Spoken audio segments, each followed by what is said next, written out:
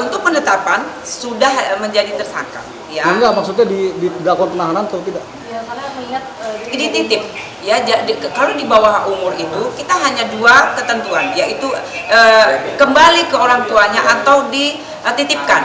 Nah, oleh karena itu kita menitipkan di lembaga penitipan anak sementara. Dari berita kan kita lihat katanya ada bisikan ya.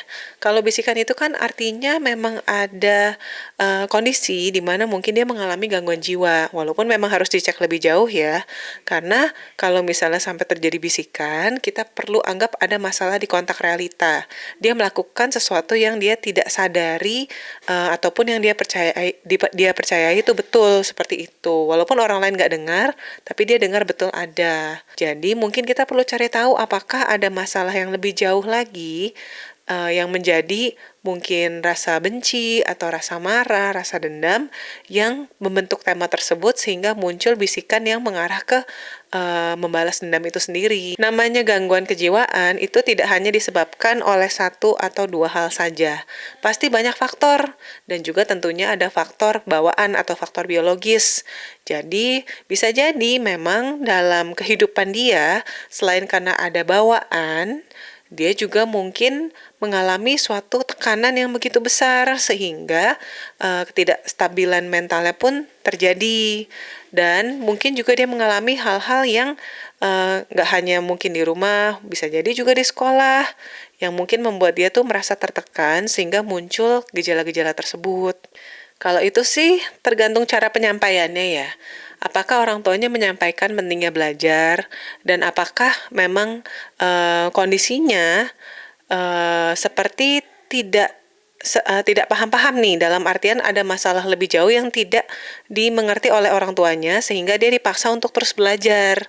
Dalam artian apakah anaknya memang punya keterbatasan ataupun mungkin ada penurunan fungsi kognitif, karena kalau masalah yang suka dengar-dengar suara, seringkali ada masalah di fungsi kognitif, boro-boro dia untuk belajar, untuk kegiatan sehari-hari aja kadang ada yang lupa mandi, ada yang nggak ada rasa semangat untuk makan, untuk melakukan kegiatan sehari-hari, jadi boro-boro untuk belajar. Nah di situ mungkin orang tuanya juga tertekan, ngajarin seharian nggak bisa-bisa, dia mungkin dapat paksaan yang lebih besar lagi, merasa nggak bisa maksimal lagi, terus pada akhirnya ya terjadi seperti itu dan mungkin anak ini juga merasa tertekan ya dan akhirnya muncul gejala-gejala gangguan jiwa itu. Saya posisinya kan tidurnya di sini, jam 1:30 malam, security yang jaga di masjid ini dapat telepon dari seseorang nggak tahu, ya dapat telepon dari seseorang nggak tahu. Nah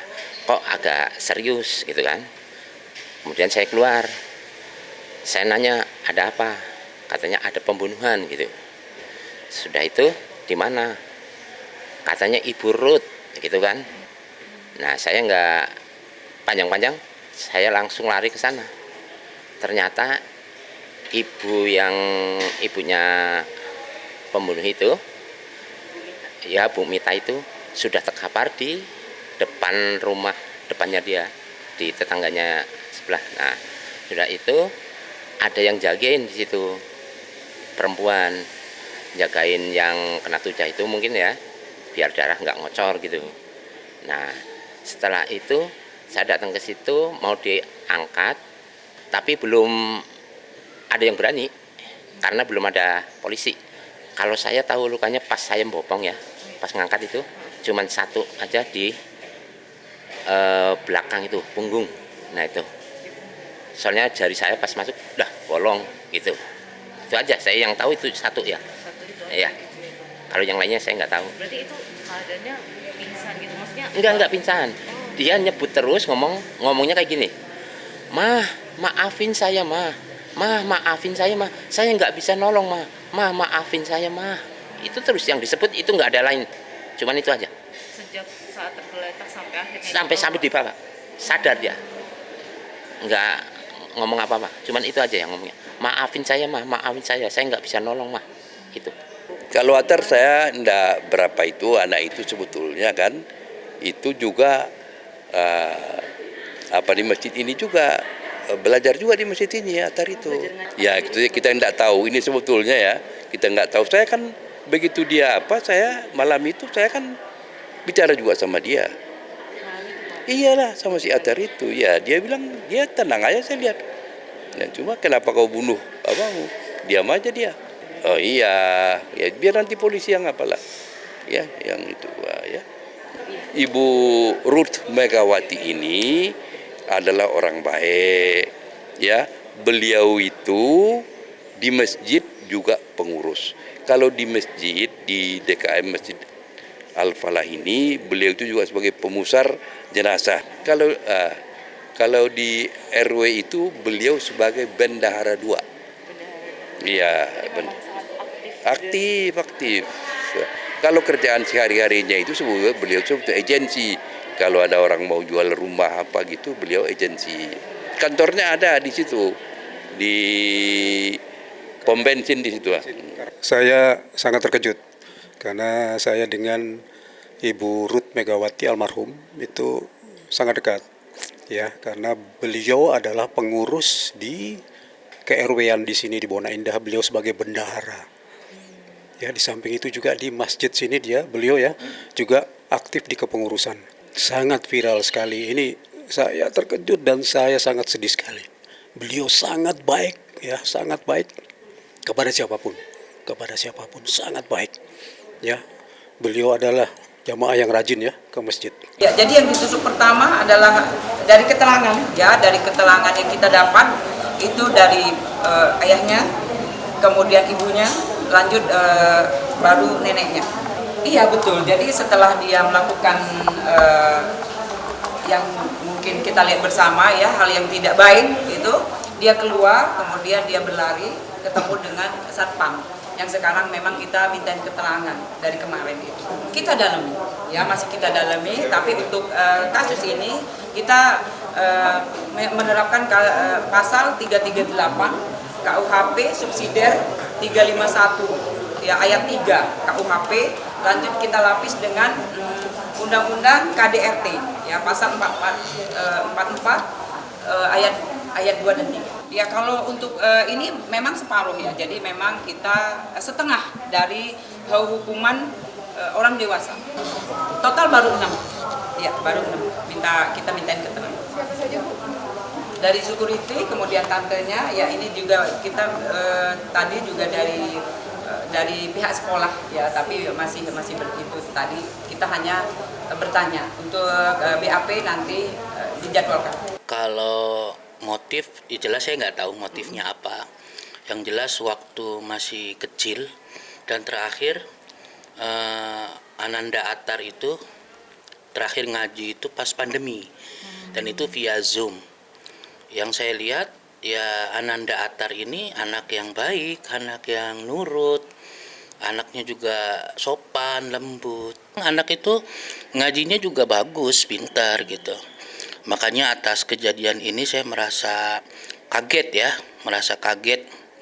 Kenapa? Maksudnya anak yang saya lihat baik, pintar ngajinya, tapi karena memang ya terakhir ngaji lagi-lagi pas pandemi awal ya, waktu lagi gencar-gencarnya lockdown.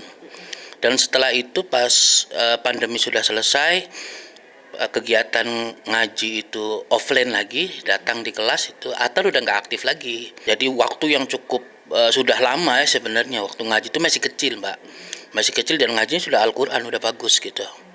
Jadi saya selaku guru ngajinya, ya termasuk guru ngajinya korban juga, Ibu Hajah Ruth Megawati itu beliau aktif ngaji di masjid ini setiap hari Selasa dan Kamis. Gitu. Jadi yang saya tahu, yang saya lihat dan saya yakin, saya merasakan betul ini keluarga baik-baik semua. Bu Hajah Ruth juga orang baik, anak-anaknya juga baik, termasuk cucunya juga orang baik. Saya termasuk orang yang sangat kaget ya mendengar berita ini. Ya. Mungkin bagaimana nih Pak saat tahu Bapak gitu tentang hubungan Atar dengan orang tuanya atau dengan neneknya, itu memang sangat dekat atau bagaimana? Oh sangat dekat sekali. Apalagi Atar ini kan anak satu-satunya ya. Sempat Atar itu mau punya adik, tapi takdir berkata lain.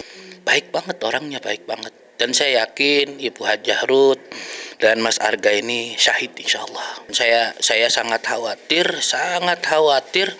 kalau apa yang dilakukan oleh Ananda Atar ini memang di luar kesadarannya. Iya, saya merasa jangan-jangan memang di luar kesadarannya. Saya termasuk orang yang ketika ada netizen yang komentar ini anak durhaka, dihukum aja seberat-beratnya gitu. Saya khawatir apa yang dilakukan Ananda Atar ini memang di luar kesadarannya. Sangat mungkin juga. Makanya kita kalau dalam pandangan Islam itu harus mengikuti Rasulullah. Sebelum tidur itu harus baca surat Al-Ikhlas, Al-Falaq, An-Nas, karena sangat mungkin setan itu bukan saja menggoda kita untuk malas beribadah, tapi juga sangat mungkin setan itu menghembuskan. Ketika kita marah, emosi itu ditambah-tambah sehingga emosinya tidak terkontrol. Nah, saat kita sedang marah, emosi tidak terkontrol, setan itu sangat mudah sekali untuk masuk. Sehingga kalau sudah begitu tidak terkontrol, ya sangat mungkin tenaganya juga lebih kuat gitu. Nah, kalau ditanya apakah pola asuh mempengaruhi, jelas itu ya pasti yang paling mempengaruhi. Karena sebagian besar hidup seorang anak itu kan adanya di rumah ya. Dan hubungan antara dia dan keluarga, seberapa kuat hubungan mereka itu yang akan mempengaruhi anak ini di luar dan di masa depan dia. Coba kita bayangkan kalau orang tuanya tega memforsir dia untuk belajar dari pagi sampai tengah malam, bisa jadi di lain hal pun juga diforsir seperti itu. Dalam artian mungkin juga bukan hanya belajar, ada saja hal lain yang selalu dikritik, selalu disalahkan. Kita perlu cek itu lebih jauh. Mungkin kalau anaknya sudah mulai sadar ya. Itu yang suka orang-orang salah tangkap. Anak pendiam dibilangnya baik. Karena pendiam belum tentu dia anak baik-baik. Bisa jadi tertekan. Bisa jadi juga dia depresi. Nah, guru-guru di sekolah zaman dulu, kita mungkin ngelihat guru-guru selalu bilang, oh anaknya baik, di rumah, di sekolah, di kelas pendiam, dia lebih banyak baca buku sendiri, duduknya juga diam-diam aja, nggak banyak ngobrol sama teman. Tapi yakin anak baik, bukan tertekan. Nah, itu yang kita perlu cari tahu dan lebih sensitif melihat lingkungan kita.